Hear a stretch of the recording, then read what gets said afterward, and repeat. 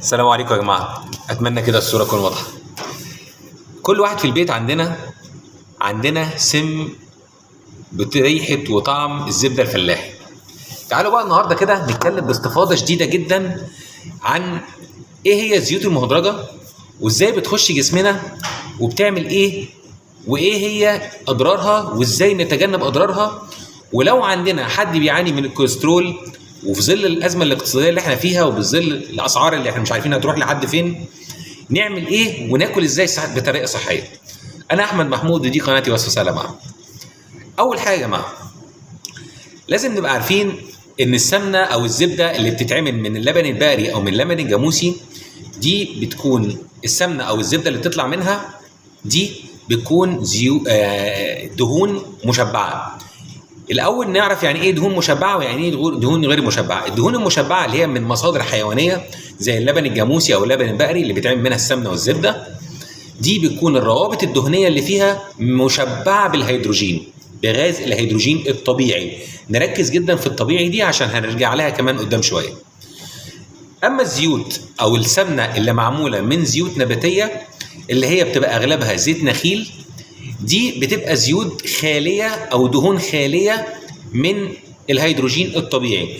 فعشان كده تحت ظروف وضغط وحرارة معينة المصانع بتدخل فيها غاز الهيدروجين الخامل ويدخلوه مع الزيت، فبيكون عندنا اللي هي السمنة، وبعدين بيعملوا هي بيضيفوا لها إضافات منكهات ولون عشان تبقى بطعم وريحة الزبدة الفلاحي. طبعا الكلام ده اتكلمت انا فيه كتير قوي وعملت حلقه فيه، ممكن ابقى اسيب لكم الرابط بتاعتها. بدايه الزيوت او الدهون المشبعه او اللي هي مشبعه صناعيا بدات مع الحمله الفرنسيه، ان هم الجنود او القاده كانوا عايزين ينقلوا، لان هم الاول كانوا بينقلوا معدات المطبخ بحالها مع الجيش. فطبعا ده كان بيسبب هدك جامد جدا، لان انت عشان تشيل زيت وسمنه ولبن والكلام ده كله فبتاخد مساحه كبيره. فساعتها نابليون بونابرت اصر ان العلماء ان هم يعملوا زيوت مهدرجه تكون يعني رخيصه وفي نفس الوقت تقدر تستحمل السفر وتقدر تكون تقدر تشبع يعني. فعملوا الزيوت المهدرجه. طبعا يا ريتهم ما عملوها، طبعا بوظوا علينا الدنيا كلها. نتكلم بقى عن الزيوت المهدرجه طبيعيا او اللي هي الدهون المشبعه طبيعيا اللي هي من اللبن الجاموسي والبقري. هل بترفع الكوليسترول؟ بترفع الكوليسترول، وفعلا بترفع الكوليسترول الضار، بس كمان بتساعد على ان هي تحافظ على الكوليسترول النافع، فبيعملوا بالانس. يعني انت لو لاحظتوا يا جماعه ان اجدادنا زمان كانوا بياكلوا زبده فلاحي وكان يقوم يتحرك ما تلاقيش عنده نقطه كوليسترول في دمه، ولا عمرهم اشتكوا من الضغط والسكر والكلام ده كله، او عمرهم اشتكوا من ضيق الشرايين او الكلام ده كله. بحيث ان احنا بدأنا مع العصر والتكنولوجيا اللي فيه بقينا فعلا نلاقي الناس شباب في العشرينات والثلاثينات عندهم مشاكل قلب وضغط وسكر وكوليسترول في الدم وحاجه فظيعه جدا. طب انا ازاي احمي اسرتي ان احنا في ظل الظروف اللي احنا فيها دي ناكل اكل برضه يعتبر صحي؟ طبعا السمنه غاليه، طبعا ما اقدرش اقول لكم اشتروا سمنه بس.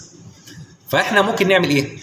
ناخد معلقه من السمنه الصناعيه ونحط قدامها معلقه او نص معلقه من السمنه الطبيعيه عشان نعمل توازن شويه يا جماعه، بحيث ان احنا ما نبقاش يعني حاطين سلاح في بيتنا بنضر نفسنا بيه ونقول اصل هو ده ما عندناش فلوس. خلي بالكم يا جماعه، انا دايما بقول هتخسر صحتك هتدفع فلوس اكتر، حافظت على صحتك هتدفع فلوس اقل. فمعلش يا جماعه نستحمل شويه. هو انا عارف والله انا بتكلم مع ناس وانا اولكم والله ومكوي بالاسعار وغلو الاسعار، بس هنعمل ايه؟ الاسعار فعلا شارخه في مكان الله اعلم بيه. ربنا يكون في عون الناس كلها. اتمنى يا جماعه ان انتوا يعني تكونوا بتستفيدوا من المعلومات اللي احنا بنقولها. الزيوت المهدرجه يا جماعه غير صحيه خالص لانها بترفع الكوليسترول الضار وبتقلل النافع. السمنه الطبيعي بترفع الاثنين وده كويس يا جماعه. لو انتوا شايفين المحتوى كويس يا ريت تشجعونا وتدعمونا. المتابعه الصامته يا جماعه بتقتل المحتوى الهادف. اشوفكم دايما على خير. كان معاكم احمد محمود وصفه سهله معكم. السلام عليكم.